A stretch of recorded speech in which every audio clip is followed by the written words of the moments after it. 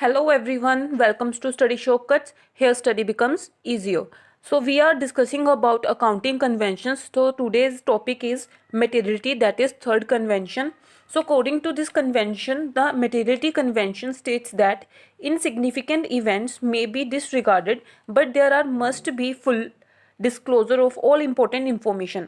देखिए हमने full disclosure का जो कन्वेंशन हमने पढ़ा था उसमें भी हमने किया था कि जो हमारा फुल डिस्क्लोजर होना चाहिए फाइनेंशियल स्टेटमेंट्स में वो मटेरियल इन्फॉर्मेशन का होना चाहिए. तो यही कन्वेंशन कह रहा है. देखो उस कन्वेंशन में सिर्फ इतना था कि फुल डिस्क्लोजर होना चाहिए और मटेरियलिटी कन्वेंशन जो है वो इतना कहता है कि मटेरियल जो इन्फॉर्मेशन है वो रिकॉर्ड हमारे फाइनेंशियल स्टेटमेंट्स में होनी चाहिए और उसका पूरा डिस्क्लोजर होना चाहिए.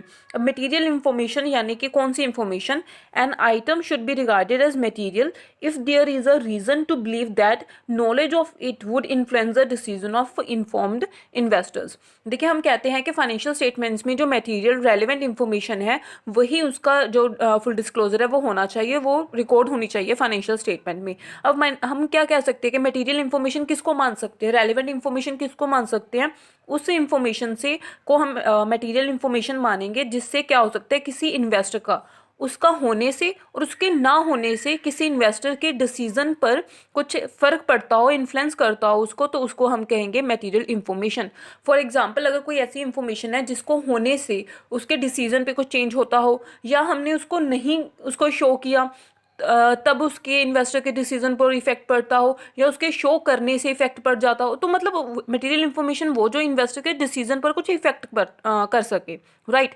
फॉर एग्जांपल अगर जो आपकी जो है ना आपकी फाइनेंशियल स्टेटमेंट्स हैं. फॉर एग्जांपल आप बिजनेस लैक्स में कर रहे हैं, ठीक है. फॉर एग्जांपल आप बिजनेस जो है आप लैक्स में कर रहे हैं, लेकिन वहीं आप अगर अपनी बिजनेस के लिए स्टेशनरी परचेज करके लेकर आते हैं और उसमें 10 रुपीज़ का पेन अगर आप परचेज कर रहे हैं तो क्या वो 10 रुपीज़ का purchase is a material information? No. तो आप 10 रुपीज़ की वो आइटम उसको रिकॉर्ड नहीं करोगे. आप एक साथ जो आपकी स्टेशनरी की जो भी अमाउंट है मे बी इन 1000 तो आप वो रिकॉर्ड करोगे. तो मटेरियल इन्फॉर्मेशन क्या होगी, वो 10 रुपीज़ का जो पेन है ₹10 वो मटेरियल इन्फॉर्मेशन नहीं है इन्वेस्टर के लिए, लेकिन हाँ स्टेशनरी जो 1000 में है वो मैटर कर जाएगी ओवरऑल, तो वो मटेरियल इन्फॉर्मेशन हो जाएगी. ठीक है. तो ये जो मटेरियल इन्फॉर्मेशन है ये डिपेंड करती है company to company, business to business. Right. किसी का जो बिजनेस है वो 1000 में हो सकता है, ठीक है, उसके लिए 1000 वाली अमाउंट जो मटेरियल हो सकती है, लेकिन वही अमाउंट जो क्रोर्स में बिजनेस कर रहा है उसके लिए रेलिवेंट नहीं हो सकती. राइट. किसी इन्वेस्टर्स के लिए वो इन्फॉर्मेशन उसके डिसीजन के लिए मटेरियल हो सकती है, लेकिन किसी का जो बिजनेस बड़ा है या छोटा है साइज में तो उस हिसाब से उनके इन्वेस्टर के डिसीजंस पर भी जो है वो चेंजेस आती हैं. तो मटेरियल इन्फॉर्मेशन फाइनेंशियल स्टेटमेंट में फुली डिस्क्लोज होनी चाहिए. मटेरियल वो जो इन्वेस्टर के डिसीजन पर इफेक्ट कर सके वो मटेरियल इन्फॉर्मेशन होती है और वो company to company, business to business, investor to investor जो है वो वेरी करती हैं. तो यही हमारा जो थर्ड कन्वेंशन है वही ये बताता है. अब हमारा एक कन्वेंशन रह गया, that is fourth convention, that is objectivity. The Objectivity Convention states that accounting information and financial reporting should be independent and supported by with unbiased evidence. बिल्कुल सही. जो फाइनेंशियल स्टेटमेंट्स है, देखिए अगर वो यही कह रहा है ऑब्जेक्टिविटी का जो हमारा कन्वेंशन है, लास्ट कन्वेंशन, वो क्या कह रहा है कि जो हमारी फाइनेंशियल स्टेटमेंट्स है वो अनबायस्ड एविडेंस से सपोर्टेड होनी चाहिए. यानी कि जिस भी एविडेंस सोर्सेज से हम वो इन्फॉर्मेशन लेकर आए हैं, वो फैक्ट लेकर आए हैं और उसको डिस्क्लोज किया है फाइनेंशियल स्टेटमेंट्स में, उसके पीछे बिल्कुल जो है कोई भी जो सोर्सेज है वो रिलायबल होने चाहिए, यानी कि विश्वास करने योग्य होने चाहिए. राइट. अनबायस्ड एविडेंस होने चाहिए, उसमें किसी का एक पक्षपात नहीं होना चाहिए किसी के फेवर में या किसी के अगेंस्ट में.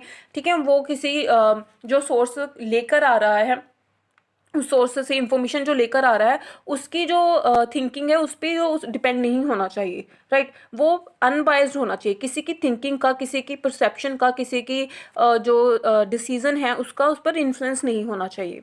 The objective principle is aimed at making financial statements more relevant reliable. बिल्कुल. जब भी हमारी फाइनेंशियल स्टेटमेंट्स अनबायस्ड एविडेंसेस से सपोर्टेड होंगी, राइट, हम उसमें करेक्ट इन्फॉर्मेशन और फैक्ट्स ही रिकॉर्ड करेंगे, ना कि किसी की अजम्पशंस, ना ही किसी के थिंकिंग, है ना, वो चीज़ उसको नहीं रिकॉर्ड करेंगे, उस चीज़ से उसको परे रखेंगे. तो हमारी जो फाइनेंशियल स्टेटमेंट्स है वो रेलिवेंट भी होंगी और रिलायबल भी होंगी. तो ये थे हमारे कन्वेंशंस, अकाउंटिंग कन्वेंशन जो के थे हमारे 4, हमने वो पढ़े. देखो हम कर क्या रहे थे, अकाउंटिंग प्रिंसिपल का कंसेप्ट कर रहे थे हम गैप. ठीक है, हम गैप पढ़ रहे थे, that is journal acceptable accounting principles, और उसको हमने 3 चीज़ों में डिवाइड किया था, उसको क्लासिफिकेशन हमने किया था। क्लासिफिकेशन था कि अकाउंटिंग अजम्पशंस, ठीक है, accounting concepts and accounting conventions. तो हमने ये तीनों देखे। सबसे पहले हमने देखा अजम्पशंस, फाइनेंशियल फंडामेंटल अजम्पशंस जो थी वो क्या थी हमारी, फंडामेंटल अजम्पशंस वो होती हैं जिनको अज्यूम किया जाता है बिजनेस में कि ये फॉलो हो रही होंगी, उनको डिस्क्लोज करने की ज़रूरत नहीं पड़ती है, लेकिन अगर वो फॉलो नहीं हो रही तब हम अपने फाइनेंशियल स्टेटमेंट्स में उसको डिस्क्लोज करेंगे कि ये जो है वो फॉलो नहीं हो रही।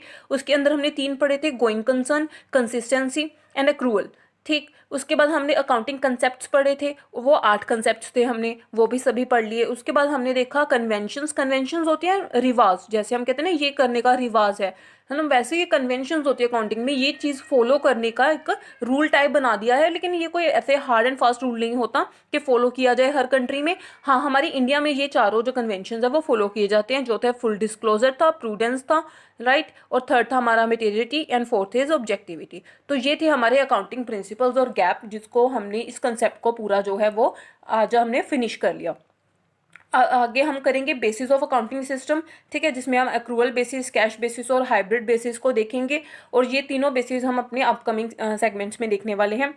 अगर आपको ये अकाउंटिंग प्रिंसिपल्स, अजम्पशंस, कंसेप्ट्स और कन्वेंशंस, ये सारा कंसेप्ट आपको बहुत अच्छे से समझ में आया हो तो प्लीज़ लाइक माय वीडियोस। आपके लाइक करने से मुझे मोटिवेशन मिलती है ताकि मैं और अच्छी अच्छी वीडियोस आपके लिए लेकर आऊँ।